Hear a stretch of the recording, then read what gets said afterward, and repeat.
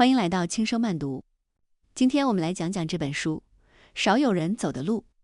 我们这一生好像总在和问题纠缠，工作的压力、人际的纠结、自我的怀疑、未来的不安，它们像潮水，一波未平，一波又起。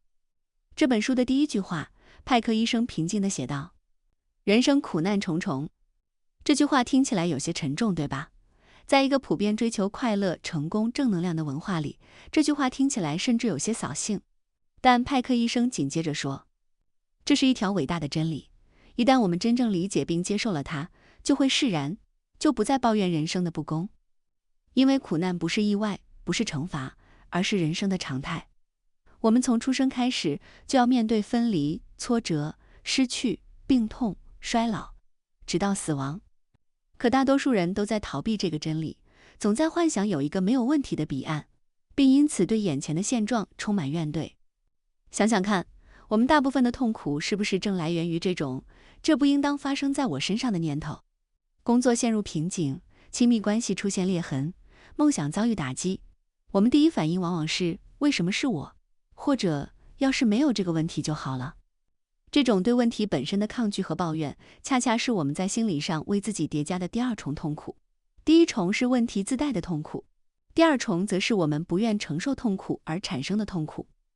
派克医生指出，逃避问题和回避痛苦的倾向，正是人类心理疾病的根源。就像身体受伤会疼痛一样，心灵的成长也必然伴随着解决问题的痛苦。如果我们因为怕疼而拒绝处理伤口，伤口只会溃烂感染，最终带来更剧烈的痛苦。很多人的精神痛苦正是来自于一层层逃避后积累的陈年旧伤。所以，心智成熟旅程的第一步，不是找到快乐捷径，而是鼓起勇气，诚实地说：是的，我的生活正面临一个难题，它让我很痛苦，而我决定正视它。接纳不是屈服，而是看清战场的地形。当你不再与人生本该容易这个幻觉做斗争时，你所有的能量才能用来应对真实的问题本身。那么，我们该如何应对呢？派克医生给出的核心方法是自律。请注意，这里的自律不是严苛的自我剥削，而是一种富有勇气的选择。选择去经历短暂的建设性的痛苦，以避免未来长期的毁灭性的痛苦。真正的自律，不是苦行僧式的自我折磨，而是主动要求自己以积极的态度承受痛苦，解决问题，让心灵不断进化。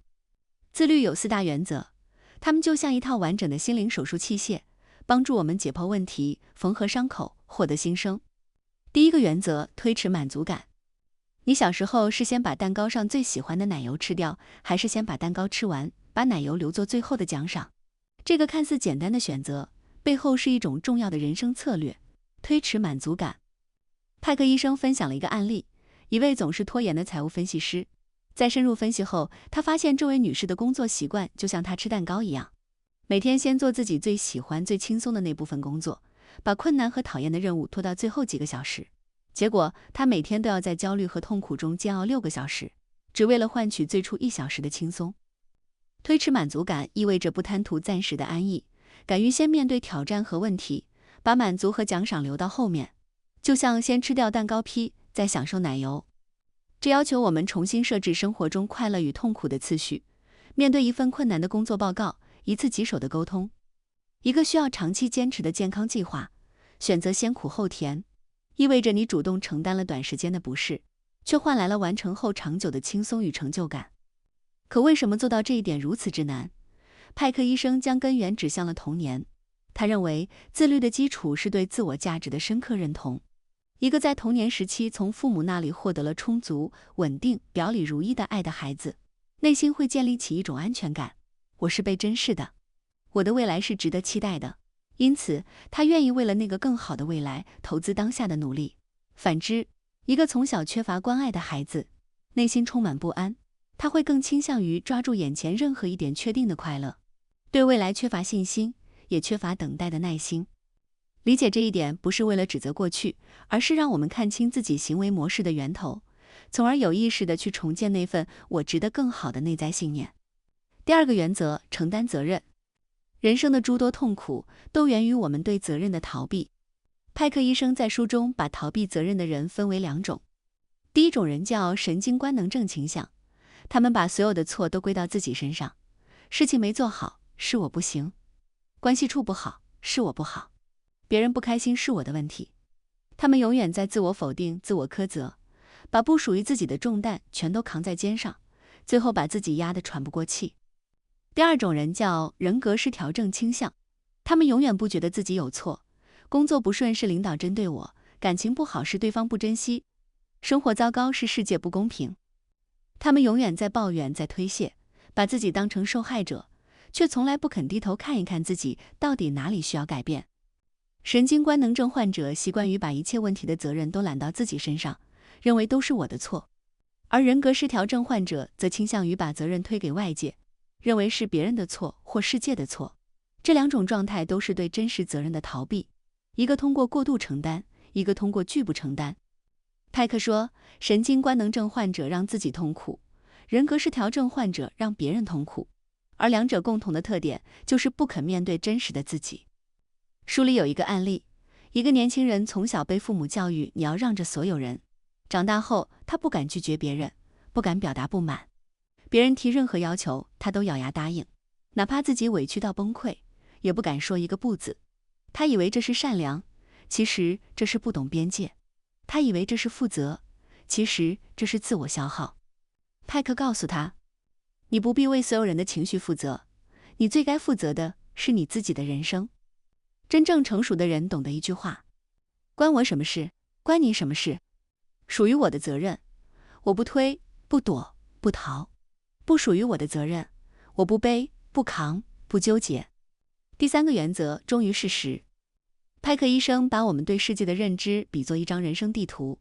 小时候，我们从父母、家庭、学校获取认知，画出最初的地图。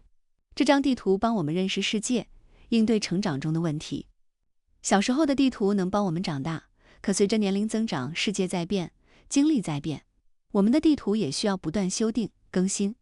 可很多人一辈子都抱着童年的旧地图不肯改变，他们用小时候的认知看待成年的世界，用过去的经验应对当下的问题。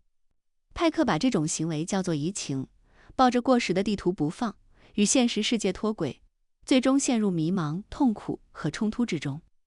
书里有一个案例，一个叫斯图尔特的男人总做噩梦，梦见有人要割断他的脖子。派克深入了解后发现，斯图尔特童年时经常被父母打骂，在他的心里，世界是邪恶凶险的，所有人都可能伤害他。即使长大后，他离开了父母，拥有了独立的生活，却依然抱着世界很危险的旧地图，不敢信任别人，不敢拥抱生活，始终活在恐惧里。忠于事实，就是敢于承认自己的认知局限，敢于推翻错误的观念，敢于接受真实的世界。他要求我们保持开放的心态，不断学习，不断反思，不断修正自己的人生地图。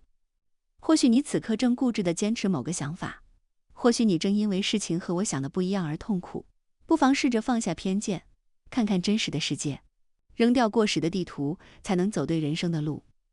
第四个原则，保持平衡。这是对前三个原则的灵活运用，也是最高级的人生智慧。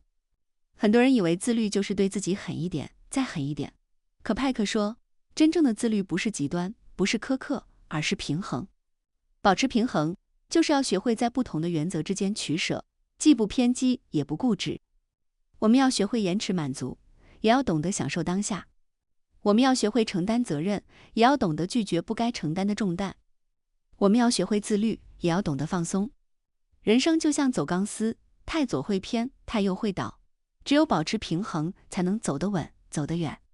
保持平衡的最高原则是放弃，放弃不切实际的幻想，放弃过度的执念，放弃无用的社交，放弃不属于自己的东西。很多时候，我们痛苦不是因为拥有的太少，而是因为放不下太多。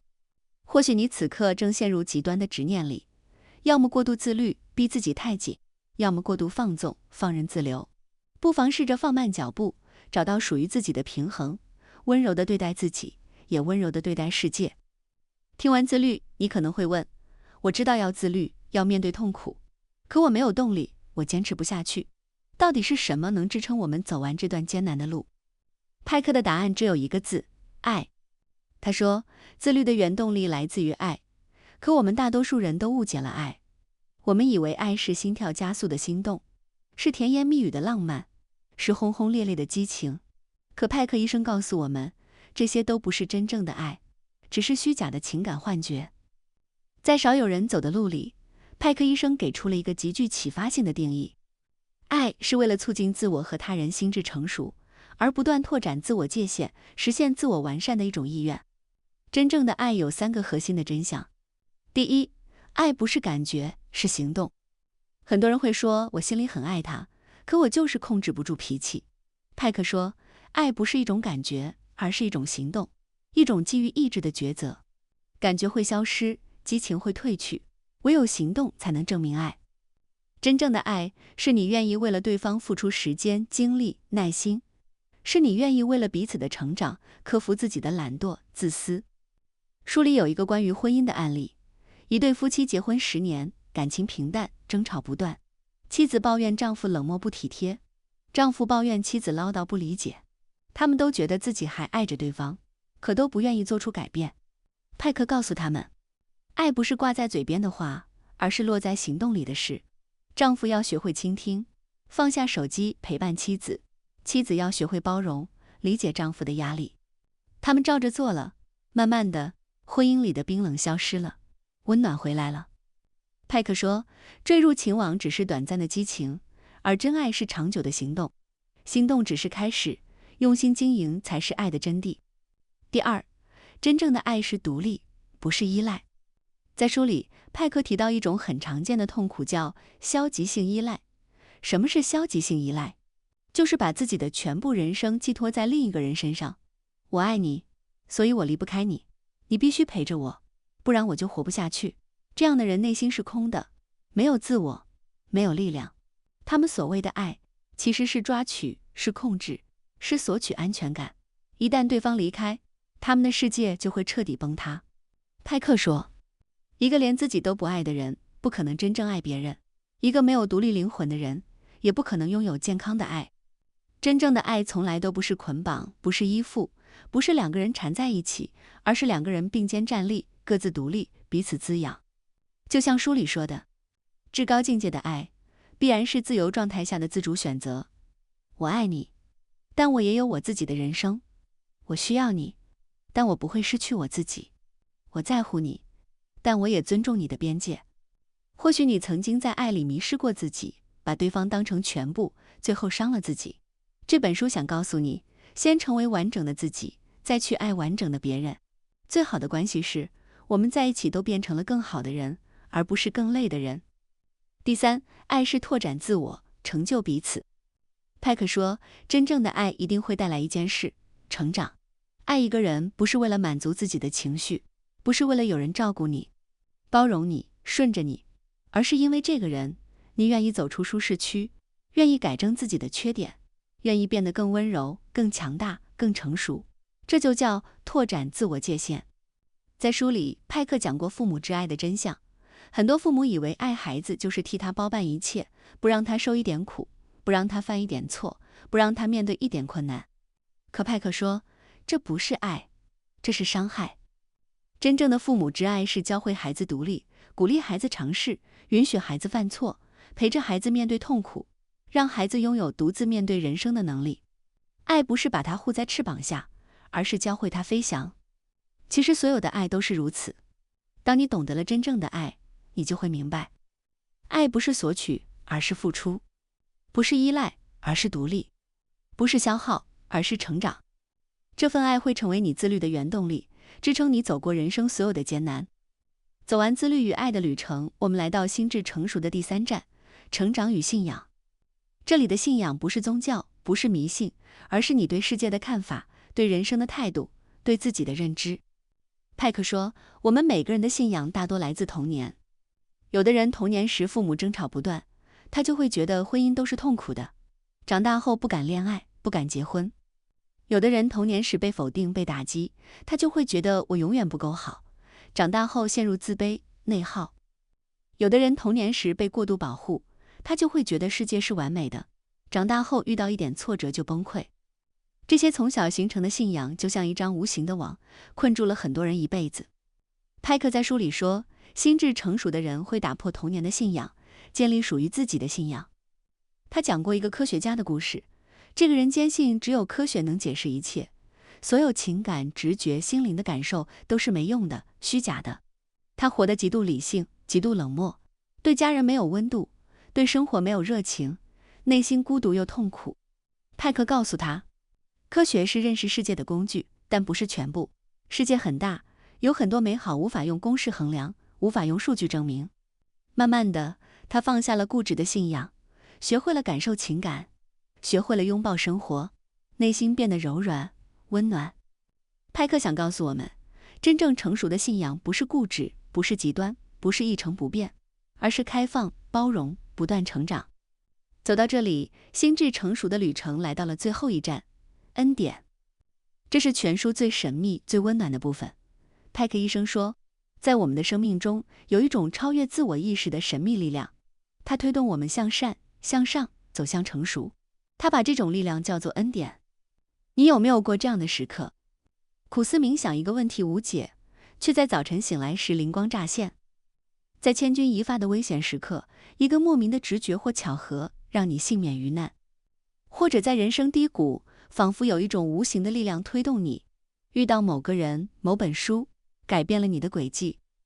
这种力量无法用科学完全解释，却真实存在于每个人的生命里、宗教里。它被称为神的馈赠。心理学里，它源于潜意识；而在人生里，它是我们生命中不期而遇的温暖奇迹，指引我们。派克医生认为，这些都不是偶然。这股力量主要通过我们广袤无垠的潜意识来运作。他用了这样一个比喻：我们的意识、心灵就像漂浮在海洋中的一座小岛，它逻辑清晰、可控；而我们的潜意识则是环绕并托举这座小岛的整个海洋，它深邃、黑暗，蕴含着无穷的能量与智慧。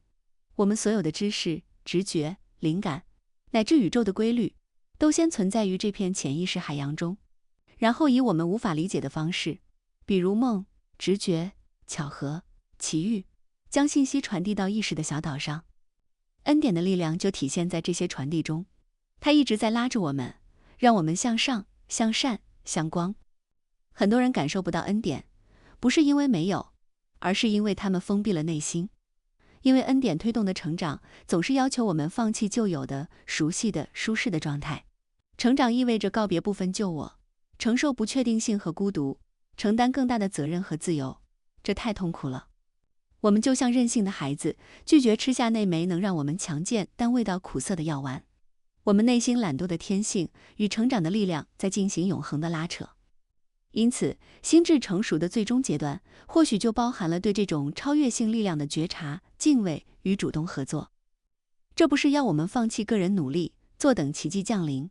恰恰相反，我们以最大的诚意去实践自律，去学习真爱，正是在清理自身的阻塞，疏通内心的河道，使我们成为一个更好的容器和通道，以迎接恩典那浩瀚活水的自然流淌。我们的努力是向生命深处发出的信号，我准备好了，请帮助我成长。而恩典的回应，则可能以任何我们意想不到却又恰到好处的方式出现。派克说，恩典永远青睐愿意成长的人。当你愿意直面问题，愿意坚持自律，愿意学会去爱，愿意慢慢成长，恩典就会悄悄来到你身边。它不是奇迹，不是运气，而是你努力之后，生命给你的温柔回馈。好了，亲爱的书友，不知不觉我们已经走完了这条少有人走的路。我们从最坚实的起点出发，鼓起勇气，摘下滤镜，直面人生苦难重重这个朴素的真相。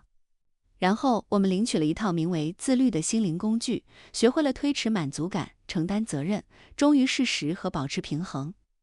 接着我们探寻了前行最深厚的动力源泉，爱。它不是感觉，而是促进彼此心智成熟的意愿与行动。最后我们仰望了那片更为浩瀚的星空，感受到了恩典的存在。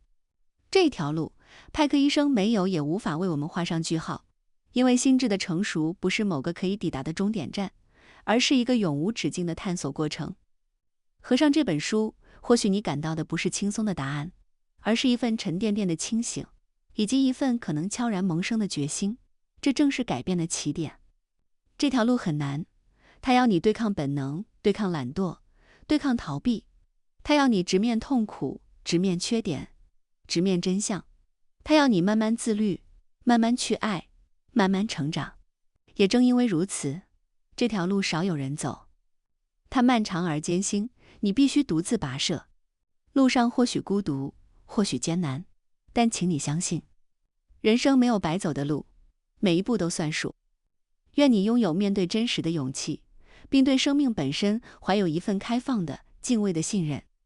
今天就到这里，愿你在少有人走的路上，慢慢成熟，慢慢变好，被爱包围。